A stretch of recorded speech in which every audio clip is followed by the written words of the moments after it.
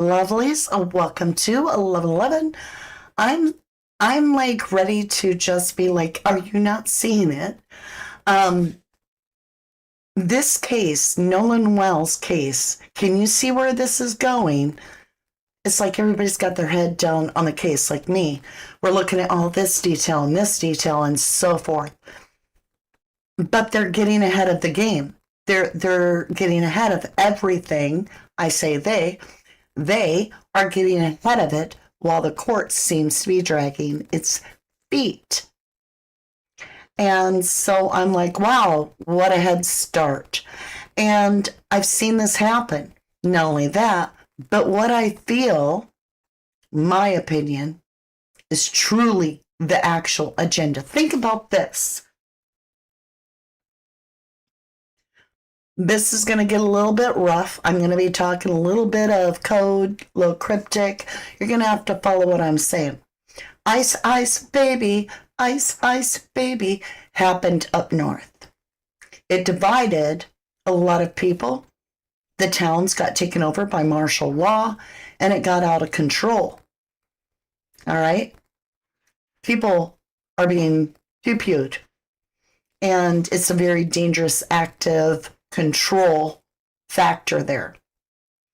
Now, this happened on the 4th of July, which celebrates our freedom in the United States. It celebrates our constitutional rights, like the Fourth Amendment, not to be, search and siege illegally, that there has to be a probable cause for them to go through our stuff, like our First Amendment right, which is freedom of speech. I've already been down this road, so I can clearly see the path this is going, and I feel like I need to bring it up. I need to call it out. Anyone that covered the Jay Slater case is going to understand where I'm coming from, because that happened in the UK. Well, Jay Slater was found passed away at 19 years old on vacation on the island of Tenerife. He was on holiday with a bunch of friends that the internet looked at going, wait, you were where? You said what? How come that don't make sense? Now I'm experiencing deja vu, because I'm in the Nolan Wells case and I'm looking at the friends going, okay, this kid went on holiday. He's only 18 and he don't come back. Everybody else comes back. Jay Slater was found to have allegedly walked off a cliff of 150 feet straight down because he was on a 14-hour walk back to his original apartment because he had separated himself willingly. See, Nolan's case, we said, get on the boat. Come on, get on the boat. Come on, get on the boat. And he said, no. Okay, so the friends established that this person segregates himself from the group, all of them, and doesn't want to go. Well, in Jay Slater's case, he ends up leaving all his friends and going with 2 convicted drug dealers, okay, older men by over 10 years, up to a little tiny village called Masca, where there's no CCTV footage that we can find. And he just mysteriously, as soon as he gets there, he don't want to be there. And he decides to walk a 14-hour trip back to his motel. But instead of taking the road where cars are, instead of asking one tourist, just one tourist, and it's just flooded with tourists. Okay? Nobody, no tourist sign, nothing. He decided to go the most risky path ever and go through the mountains, and just walked off in broad daylight at 10 o'clock in the morning off a 150-foot cliff. But hold on, Jay Slater, before he passes away, manages to use his 1 minute worth of battery on his phone to send the GPS of his location, and nobody goes there. The friends don't even cough up that GPS location till way later, and I'm talking weeks. And then it's months before the boy's body is found, and it's found at his last, very close to his last pinged location. Are you kidding me? And we're the bad guys because we want to know where the friends were, what they were doing, why the texts say what they do. And now I'm in the Nolan Wells case. I've got an 18-year-old, 1 year younger, 18-year-old boy, goes on holiday with a bunch of friends. I'm going to call them acquaintances now. Somebody brought it up that we should revive that word a little bit because friends means something different to a lot of us than what we're seeing in these cases. All right, so Nolan Wells goes on vacation, ends up not coming back with anybody, being found dead. After they'd searched the location, didn't find him, his body pops up on the 6th of July, so 2 days later. All right. The problem is that in the very, very beginning of the Jay Slater case, before it was public, in the very, very, very beginning, when the police go knock on Mama's door, she jumps on a plane to get over to Tenerife. Before her feet hit the ground over there, before there's one news program covering the case, she gets trolled by a very malicious troller. And in that, she's used that to label the rest of us that are questioning what happened to Jay into one marbled mess that's accusing all of us for simply asking questions to try to figure out how this young man would have walked off a cliff in the middle of the day. Now, in the UK, they're trying to pass Jay's Law. What that does is it holds everybody accountable for even basically questioning the death because you're attacking the family. However, moi, never attacked the family. Not once. I said prayers for the family. I thought that they were on board with what we thought. A lot of us creators were thinking that the family, in fact, the dad even commented to Power On to another creator that was asking the same questions I was. And yet Jay's Law would take away my right to just discuss the case, which I thought to myself, good luck. I'm in the United States. I have my First Amendment right. I can ask all the questions I want. I can share what I believe, what I think, and how I feel. However, Jay's case went down the same route that we're seeing in the Nolan Wells case. It's paved already. And what I'm seeing is how ironic that there seems to be an agenda to shut down any questions. And it's all because these people got money. Now, it's ironic also that it's Independence Day, a celebration of 250 years of our freedom and the independence, document of independence. That Declaration of Independence assures my right to my own belief, to believe how I want. It assures that I have the right to question things. It assures that I can express myself in a reasonable way. So defamation isn't going to work against that. And that's the flaw in Jay's Law, is there's a difference between a troll, which happened to me. I had Luggy and I had Crispy doxing me, doxing my family, threatening on recordings live of Mama D's children. It was bad. I wasn't protected. No. they're the ones that need protecting now, right? That's how it works. Because I chose not to believe them, because I said that, I felt like they were literally there to redirect us in a different way than the real narrative, I feel.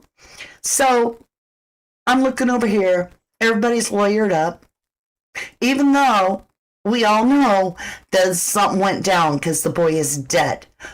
He wasn't seen after 7:30 by many people. Nobody saw him, not a soul, all right? He was last seen by his coach as the only outsider besides his acquaintances that he was with that can verify that Nolan was even on that island at this point. Otherwise, all we have is a lot of little rugrats, as I call them, okay?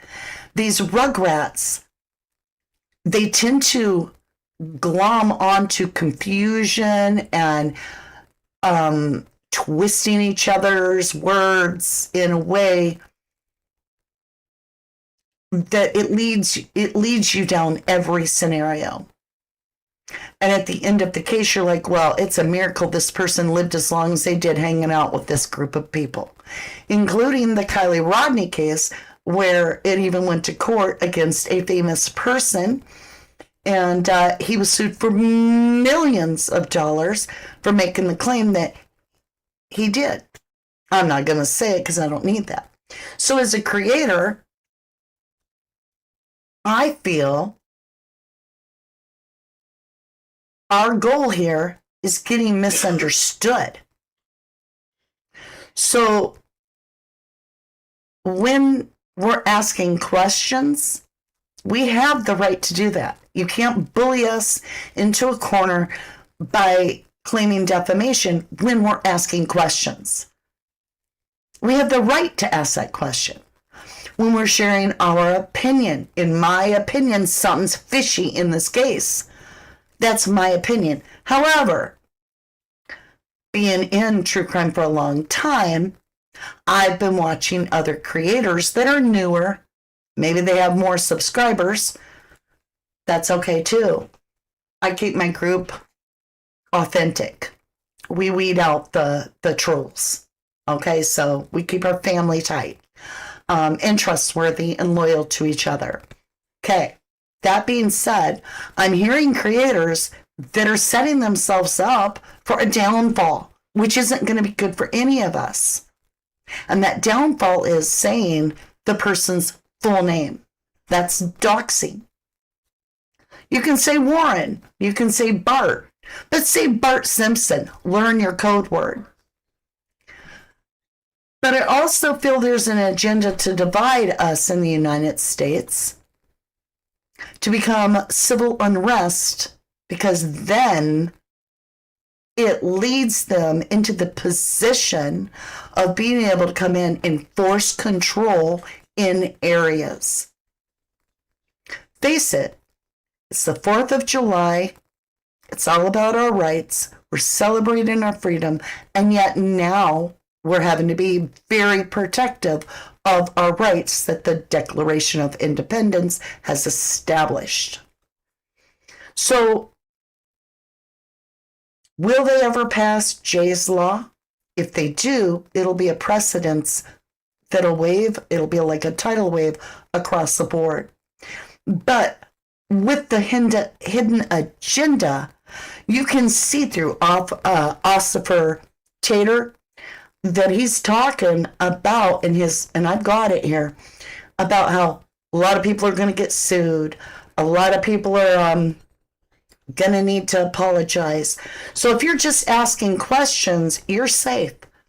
But if you're out here saying, I need that full name of that person and where did they live, and you're doxing them, you are going to face a lot of issues.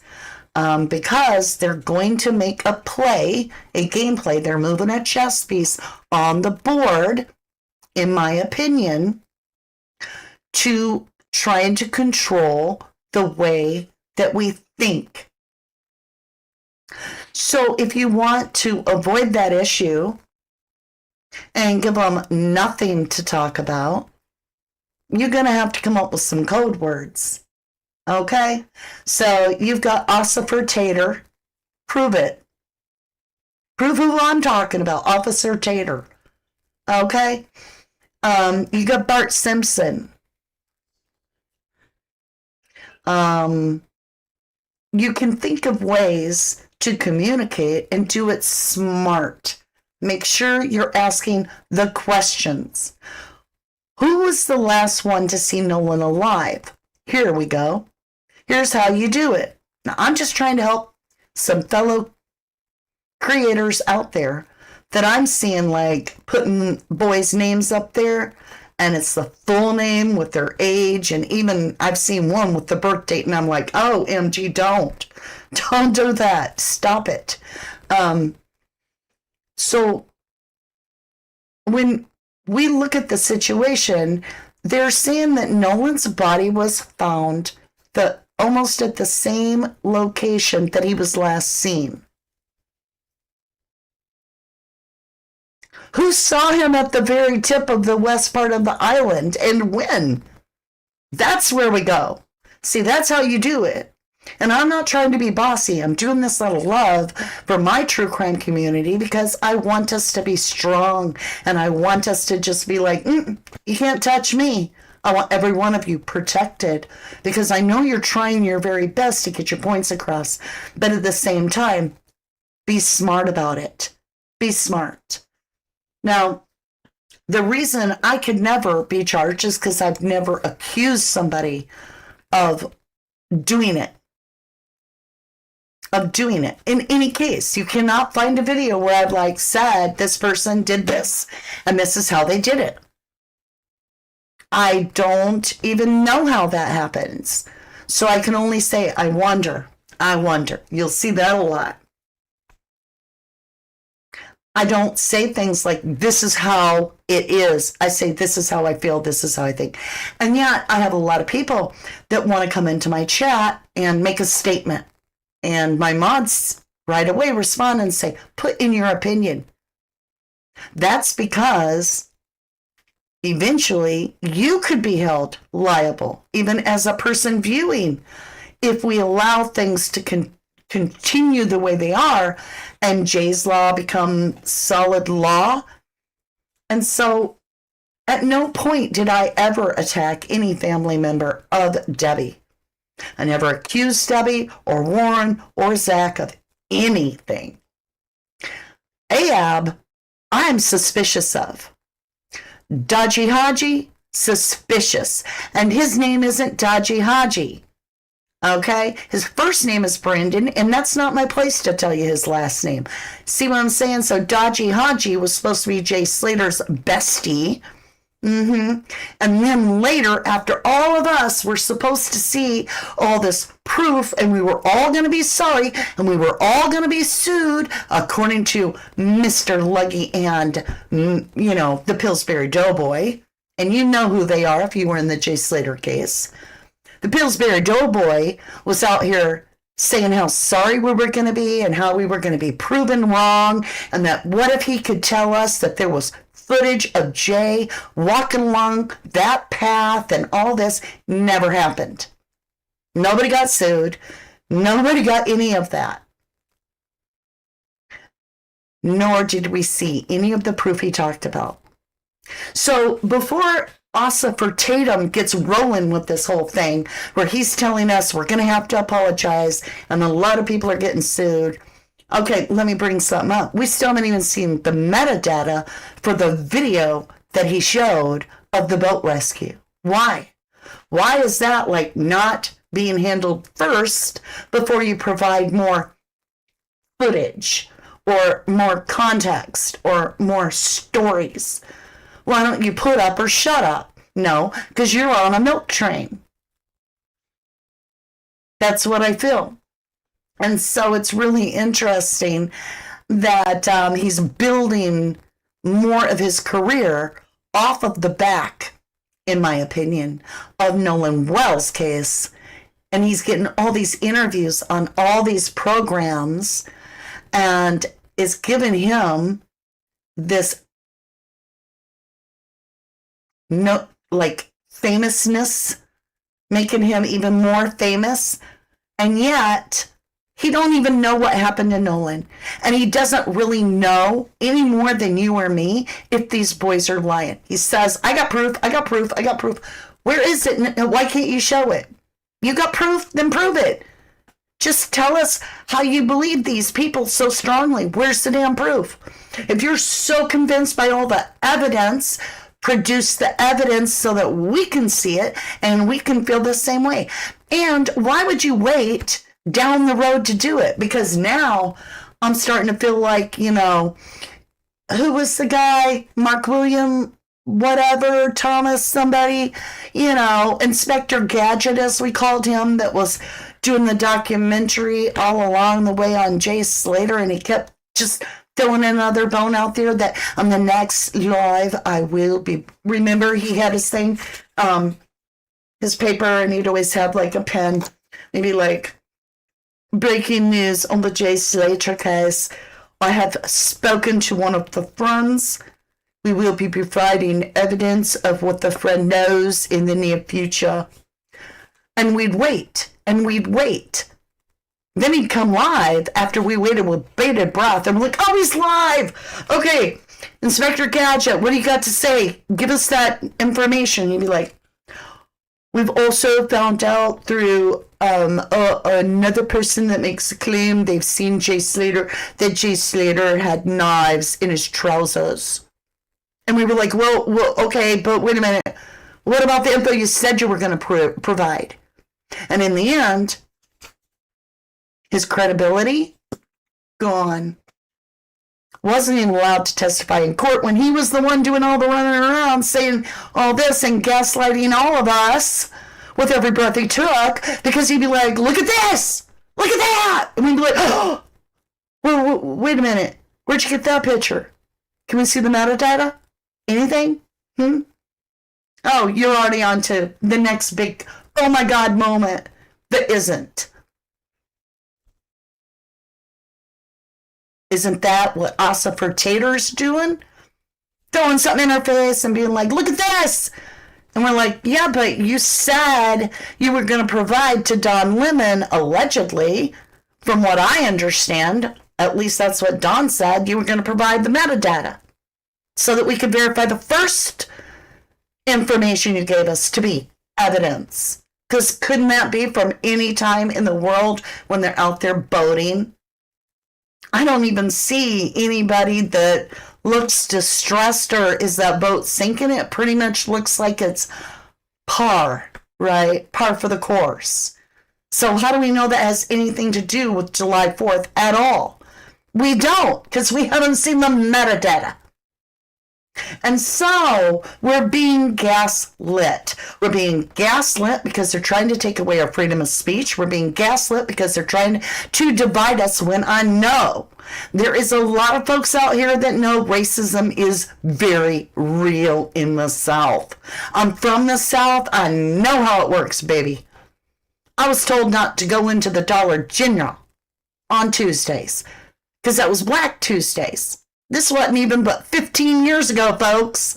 Maybe 20 years ago. And I was like, what the hell does that mean? I need flip-flops for my kid.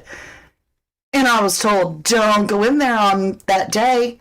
I'm like, I'm not racist. I don't care who's in the store. I need flip-flops. So I walked in, and there was no other white folk there. It was all black people. And they were lovely. And they were friendly. And just like anybody that had nothing to do with skin color, I could go get my flip-flops. I walked in and was like, hey, y'all, where are the flip-flops, right? Because I don't care about that kind of shit. But does it exist? Absolutely. When I was a little bitty girl, now, I'll tell you, I'm close to 60. I'm 1 year away. I'm 59 years old. And in that, my time, this is the God's honest truth. When I was 4 years old and I got on the bus with my grandma, a Greyhound, I was told I could not sit in the back 4 seats because that's where the black people sit. I didn't get that then either. So when we got on the bus and I got tired, Grandma nodded off. I just went back there and said, can I lay down? And they said, sure, baby, come on, lay down. And I laid down and went to sleep on a long piece of land on that back seat on Greyhound bus. There is racism. And to deny that it is there, you are absolutely oblivious, in bliss in your own little world, or you're lying to yourself or others because it's real. But I don't know if that had to do with Nolan's passing. Does it have to do with the investigation?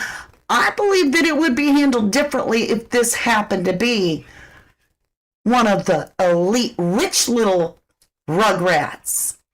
Not just a white kid. Okay, this is why I'm not so up on the race. Because a white kid doesn't always get that looked at either. Okay? But when money and power come into the mix, and you get that entitled mentality, that's when you have a problem.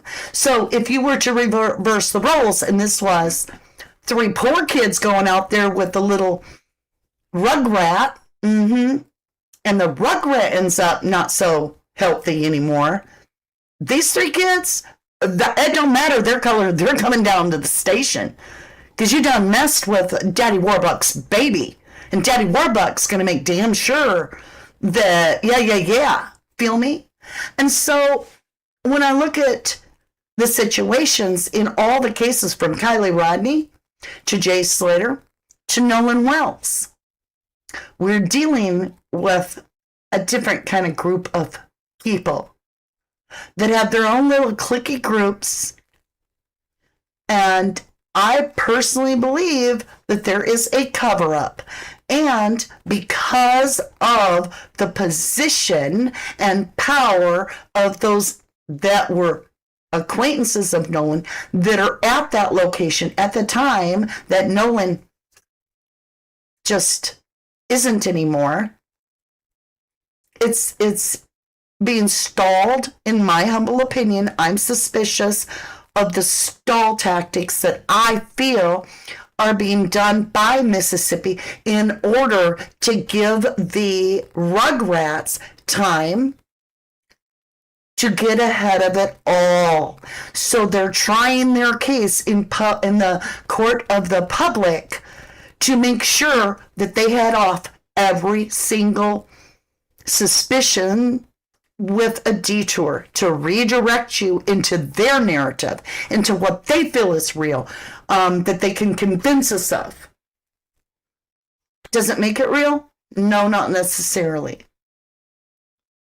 There were some important people out there. Bart Simpson was on a boat. Important people that got a lot of money that don't need one thing on their, not even questioning him, right? Do you see how he backed everybody off real quick? Back off, Buttercup, right? In that, it's almost as if people are untouchable. And one thing I found out is that in every single case, guilt in the Kylie Rodney case, the guilt was placed on the people trying to get the answers. Not the people that were like, oh, well, she was 16. She was in the trunk of her car. She just drove her car off into the water. Not our fault. We didn't do it. It isn't those people that the guilt was placed on. It was placed on those that were like, how did the 16-year-old girl end up in the very back of her car under 14 feet of water if she's the driver and her window's open and she could have swam out? Okay? Her window's open. She can swim the hell out of her car, but she don't. She swims into the back of her trunk. Nobody could find her. I'm telling you, FBI, the search team of every kind, all the dogs, thousands and, well, no, I think it was like 20,000, maybe 30,000 man hours. Nobody could find Kylie Rodney. Except when some YouTubers that go out in a boat and look around with some fish sonar stuff, locate Kylie Rodney in the very place they were told not to go, which was 14 feet off of shore. But yet, when people were asking questions, all of a sudden cease and desist starts popping out, and everybody is made to shut the hell up. Or look here, we have an example of Mr. Church, who had already donated a $400,000 vehicle to the cause. And guess what? He ended up being sued for millions. Jay Slater, we all went to bat for Jay and his family. All of us creators were on it. We were like, wait a minute. Here's another picture of Jay. We were finding all kinds of information. We were seeing things. We were tracking it. We were on it. And the fact is that no one saw that boy leave the Papagayo nightclub, in my opinion. That was it. He went in, he never come back out. And if he did come back out, they weren't going to share their CCTV footage with no one. Why? Wouldn't it clear up your business if you could just be like, here he is. He left our place. Better find out where he went next. I personally think that he left Papagayos and ended at Sugar Reefs. And then Monkey Boy came out there, Haji Paji, and was all pissed off because Jay's bank account was being declined and he owed Haji Paji some real money. That came out in a text. And because Sugar Cane is a hell of a bad place with a really, really terrible reputation for people getting mugged and beaten and just thrown out in the street, getting laced, and all the writing ups of the people that had visited there and left their thing. That place was like the worst of the worst, and Jay can't pay for his own drinks. I think it was as simple as probably $200. And yet we're the bad guys because we're asking questions. The other thing that bothers me a great deal is that we never got to hear why the family never saw Jay Slater. Never saw his body. Never identified the body. Never saw the body. Same thing in Nolan Wells. Why is that? Because that does leave that window. That if it were a crooked corner, somebody that is going to cover up for the family for a $20 bill is going to write down whatever,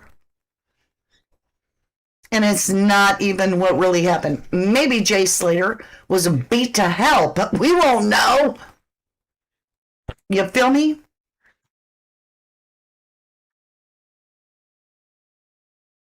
And we have to take the word for the ME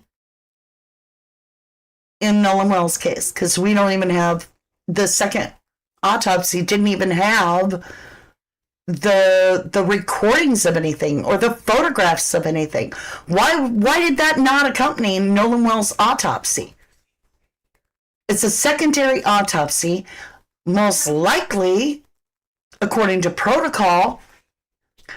When the lungs were going to be dissected, they would have filmed it.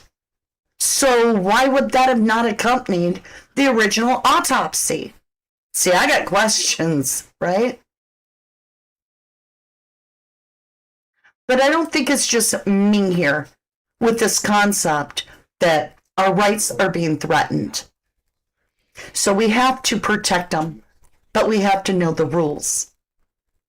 Be very careful about showing these people's family online. That could be a huge problem. If you go to their Facebook, they got family and friends all over their Facebook, and then you broadcast it on your channel. You're opening the door. You're opening the door that you don't need to open. When you show things, talk, or even talk, just say their first name.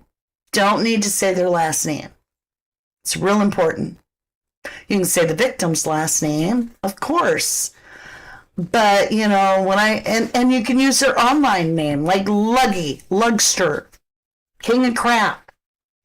And you can nickname them. Everybody knows who I'm talking about that knows the Jay Slater case. If I say Pillsbury Doughboy, they all know. Because there's only one person that fits that narrative, that description, that character. But that don't mean I'm talking about him. So I want us to protect each other and have each other's back. But don't forget that it doesn't necessarily have to be a black and white, which it could be. The cover-up may be, right? But I think that even if it was a white boy, see, I can't flip the rules. Even if it's a white boy, if the rich guy is with you and he takes the dive and he don't come back up, then I think it's the poor folk. The poor folk are the ones that are in problems. Just like we don't have the money for lawyers as creators necessarily. Some of us do. Some of us don't. And so therefore, their elite money allows them to bend the law and make claims that are not really truthful. And so what I would say is it could backfire. I would just throw it out there that if you make a claim that somebody has slandered you, or you make a claim that somebody has made a claim of, what do you call it? Whatever, a false claim about you, you better be able to back that up before you defame their name, because they could countersue you. Especially if all they've done is ask questions, if all they've done is share their opinion, especially if they didn't attack anybody, but simply tried to find out what happened.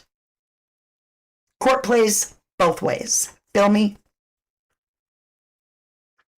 RSG says accusing is one this, but what if a random citizen found new evidence of foul play and is potentially damning evidence? How would they going about bringing that up to someone willing to listen? That brings up a good question. I mean, honestly, you've got the people that may be the suspects with their own tip line. I told you, they're getting way ahead of things, right? This is what happened in the Jay Slater case. Friends of the family, acquaintances, friends, whatever, had their own Facebook going and were deleting anything off their page at all. That was even tips about finding Jay. What? Yeah, it's not all black and white. There are some gray areas. I forgot about do you feel me? It's your new way. Yeah, so some guy made that comment. He was like, I can't stand watching this old lady say, do you feel me? That's so disgusting. I'm like, that's the way that a lot of us talk. It's a feeling of, do you feel in your gut what I'm saying? Do you hear what I'm saying? Are you tuned in to the tune I'm playing? Do you smell what I'm cooking? And so, it is what it is. But okay, let's get over to Tater Tot. And then they've been saying that they have 2 witnesses that saw Nolan Wells after 4:30 when the boat left. But now it's come out that may not have been Nolan Wells at all. Turns out that we have another guy that even the Cajun Navy got confused, put the picture up and was like, is that Nolan with these females? Turns out it wasn't Nolan at all.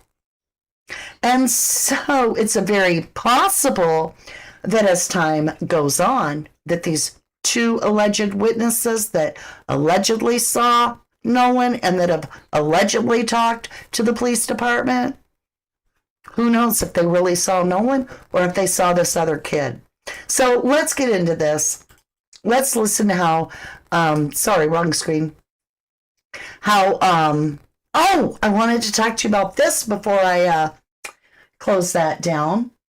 I painted a picture in memory of Kylie Rodney, Nolan Wells, and Jay Slater.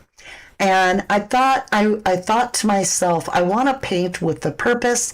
And so this Friday, I am going to be running a fundraiser for the National Center for Missing Exploited Children. And it will be direct so that all of my snooper chats or any donations will literally go directly to the foundation in your chat. And I'll be able to share this painting that I was inspired to do when I was thinking about Nolan Wells, when I was thinking about how Kylie Rodney passed and also Jay Slater. And so I thought it's time to make sure that we're always giving back. And the National Center for Missing and Exploited Children is the one charity that is national that helps for all our young children. They help parents that are desperately seeking to find their children, and they will give to the children parents the missing posters for free. They also go into all these major corporations like Walmart and all these places, and they get them on board with hanging up the children's missing posters to spread awareness, and they do a lot of good. They also run the foundation so that you can go online and check up any information that is on that missing poster is also available on there. Also, they provide the actual official missing poster for anybody and everybody to print on our computer and be able to post those posters. They also do those little, you can scan it with your phone camera. They do those little scanners, those little scans, so that you can get that and pass that on to people for missing posters.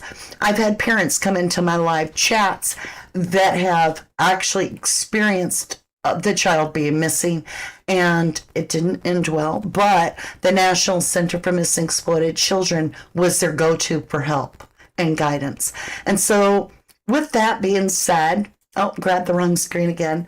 I am very much excited to share this explosive wave on a purple sky against these dark rocks, because in the case of Nolan Wells, as well as Kylie Rodney and Jay Slater, there is an explosion of energy and it's clashing together.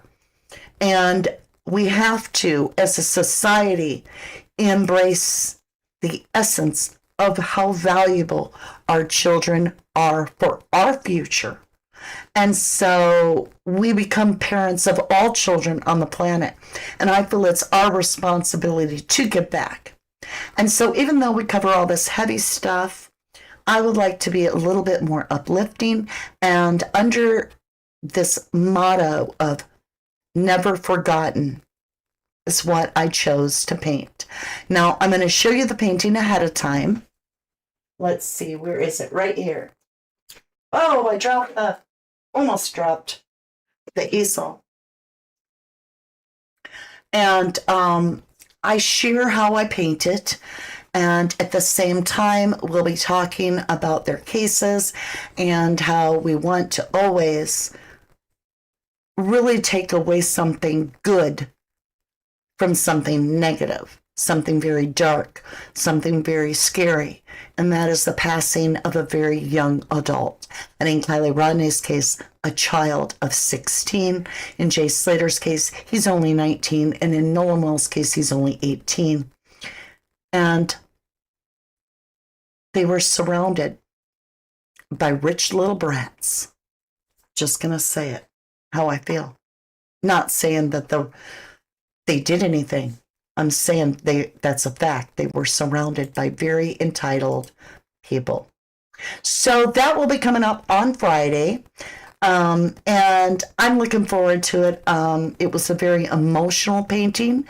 I will tell you, when I got into the water that is just churning and turmoil, I couldn't get out of the water.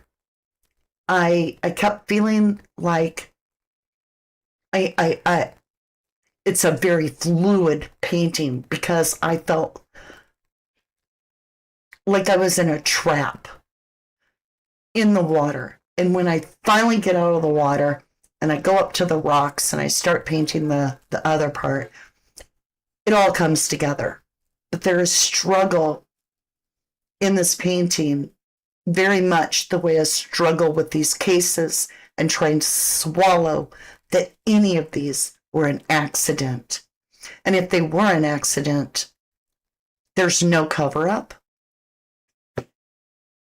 I would have to, in my opinion, be blind if I didn't see what I see now. So that being said, we want to give back. So it will basically be, you come on, we will set a goal. I would like to say if we could raise, and we've raised well over this amount in the past, we raised $5,000 for the National Center for Missing Exploited Children last year, as well as we did a huge Christmas thing, and we bought enough gifts to give to my local school that all children that are poor and didn't have a gift to share, so they couldn't trade, and they weren't going to get a Christmas gift at school, all of them got to go shopping and hand pick their own gift to share. So they picked a gift to give and they had a gift to exchange. And we were given the knowledge and a card and a video. I can't show it because it's got the kids' faces on it. But they all had a gift. Every single child had a gift to share that year. And so we want to do that this year. We want to make it count, and we want to give back. And that's what we do here. We work on the cases, but we also give back. And we're just going to keep going. So that'll be Friday. I know that's a long ways away, but I just want to advertise that ahead of time. All right, my lovelies, keep in mind, your rights need to be protected. What we don't protect, we lose. And so make sure that you're not opening the door as a creator or as a commenter. Don't open the door for them to wedge their foot in. Make sure you're not doxing anybody. Make sure you're not making statements with accusations. If you want to share your theory, tell everybody, this is my theory, this is how I feel, and I'm wondering if this could have happened. See, there's ways around it, but we have to be cautious because we don't want our fellow creators falling prey to their hidden agenda. All right, my lovelies, you guys are amazing. Did anybody comment today on my hat? Because it's brand new and it matches my shirt and I look really smashingly cute. Sweet mama, says Nikki, I love you. Amen, says Cynthia. Love you, darling. Friends wouldn't leave you. That's my feeling too. Flaxen says, OMG, I feel the struggle of the surface could be the beautiful title for the painting, maybe. Maybe you guys should name it. Whoever. Okay, here it is. Whoever makes the largest donation on Friday to the National Center for Missing Exploited Children gets to name the painting. All right? We're going to take care of the poor kids so they have a fighting chance. I love you guys always and forever, to the moon and back. And take what I said serious. There's a lot in what I shared. I appreciate you. I just want everybody to be safe. Take care, my lovelies. Bye for now. From the dust I was born, to the dirt I shall return. When my eyes are closed, in the shadows, my enemies will think they won, but I am here to stay. Destiny will overcome. No, I am not afraid. Like a phoenix in the night, my soul will rise. From the darkness to